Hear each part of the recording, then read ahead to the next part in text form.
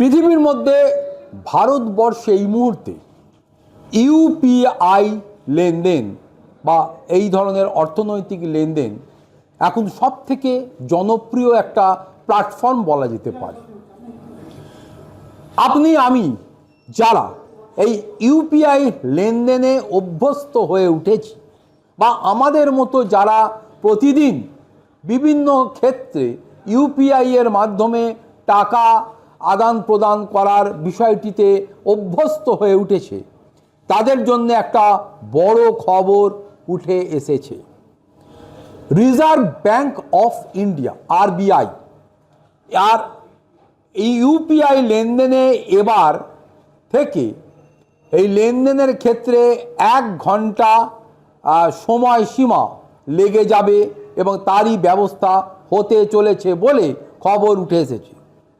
এবং এই নিয়মটা আরবিআই অতি দ্রুত ইম্পোজ করতে চলেছে। কিন্তু কেন?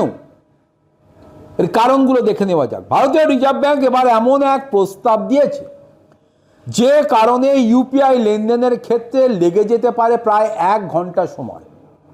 সর্বভারতীয় এক সংবাদ সংস্থা সূত্রে খবর, গত অর্থ বছরে অনলাইন প্রতারণার পরিমাণ ছিল 22,000 কোটি টাকা এবং এটা অতিক্রম করে যাওয়ার পর রিজার্ভ ব্যাংকের পক্ষ থেকে এমন প্রস্তাব দেওয়ার সিদ্ধান্ত নেওয়া হয়েছে।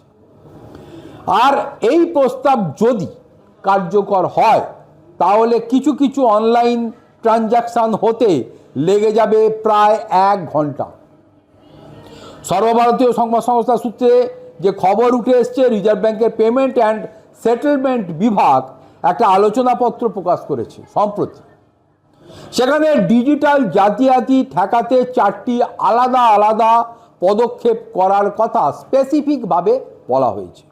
অন্যদিকে জাতীয় সাইবার ক্রাইম রিপোর্টিং পোর্টালের তথ্য অনুযায়ী 2021 সালের রিপোর্ট করা জালিয়াতির ঘটনায় 2,60,000 টাকা ছিল। এতে ক্ষতি হয়েছিল 551 কোটি টাকারও বেশি। পাশাপাশি অন্যদিকে 2025 সালে এই সংখ্যা বেড়ে দাঁড়িয়েছে 28 লক্ষ টাকা। আর এর সঙ্গে জড়িয়ে রয়েছে প্রায় 22,931 কোটি টাকা। অর্থাৎ বিরাট অ্যামাউন্ট জালিয়াতির সঙ্গে যুক্ত রয়েছে। রিজার্ভ ব্যাংক প্রস্তাব দিয়েছে ইউপিআই লেনদেনের ক্ষেত্রে যখন 10,000 টাকার বেশি পাঠানো হবে বা লেনদেন হবে তখন এই টাকা পাঠানোর বিষয়টা 1 ঘন্টার বেশি সময় নিতে পারে। অর্থাৎ প্রসেসিং আওয়ার্স 1 ঘন্টা বা তার কিছুটা বেশি। আর এই 1 ঘন্টার মধ্যে যিনি টাকা পাঠাচ্ছেন তিনি এই লেনদেন বাতিলও করে দিতে পারেন। অতএব ভুল ভ্রান্তি বা জালিয়াতির এই পুরো বিষয়টাকে মনিটরিং করা এবং ট্রান্সপারেন্সি বজায় রাখার ক্ষেত্রে এই রিজার্ভ ব্যাংক অফ ইন্ডিয়া যে 1 ঘন্টার সময়সীমা ধার্য করতে চলেছে ওই 10,000 টাকা বা তার বেশি মূল্যের ট্রানজাকশানের ক্ষেত্রে, সেটা মানুষকে আখেরে এই সুযোগ দেবে যাতে ব্যাংক জালিয়াতি বা অর্থনৈতিক জালিয়াতির শিকার হতে না হয়। যদিও দোকানে কিউআর কোড স্ক্যান করে যে merchant payment national automated clearing house বা NACH এর লেনদেন ও চেক পেমেন্ট সহ বেশ কিছু ক্ষেত্রে কোনো প্রভাব পড়বে না বলেও ইতিমধ্যে ওই আরবিআই এর পক্ষ থেকে জানানো হয়েছে। এছাড়াও ইউপিআই ব্যবহারকারীরা যাদের টাকা পাঠাচ্ছেন তাদের হোয়াইট লিস্টেও রাখতে পারেন, তাহলে আর টাকা পাঠাতে কোনো এক্সট্রা টাইম লাগবে না। রিজার্ভ ব্যাংক জানিয়েছে পরিমাণের দিক থেকে জালিয়াতির প্রায় 45% 10,000 টাকা বেশি যাদের লেনদেন তাদেরই ক্ষতিটা বেশি হয়েছে।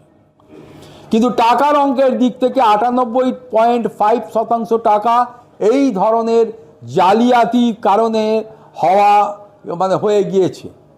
আর সেই কারণেই 10,000 টাকার হিসাবের কথা লেখা হয়েছে। মানে এটা একটা ব্যারিয়ার বা প্যারামিটার রাখা হচ্ছে। তবে এই নিয়ম ছাড়াও আরও নিয়মের কথা উল্লেখ করা হচ্ছে। এর মধ্যে রয়েছে 70 বছর বা তার বেশি বয়সী ব্যক্তি এবং বিশেষভাবে সক্ষম ব্যক্তিরা কোনো বিশ্বস্ত মানুষের মনোনীত করতে পারেন যিনি বেশি টাকা লেনদেনের ক্ষেত্রে অথেন্টিকেট করবেন। অতএব মানুষকে আগামী দিনে এই অনলাইন ট্রানজাকশান বা ইউপিআই লেনদেনের ক্ষেত্রে যাতে তাদেরকে আর ইকোনমিক্যালি হ্যাজার্ড ফেস করতে না হয়, তাদেরকে জালিয়াতির খপ্পরে পড়তে না হয়, সেই লক্ষ্যেই আরবিআই যে নিয়ম ইম্পোজ করতে চলেছে, অর্থাৎ 10,000 টাকা বা তার বেশি মূল্যের ট্রানজাকশানের ক্ষেত্রে, তা আখেরে আগামী দিনে মানুষকে সুস্থিরভাবে অর্থনৈতিক ট্রানজাকশান অনলাইন পেমেন্টের ক্ষেত্রে নিশ্চয়তা দেবে বলেই মনে করছে ওয়াকিবহাল মহল।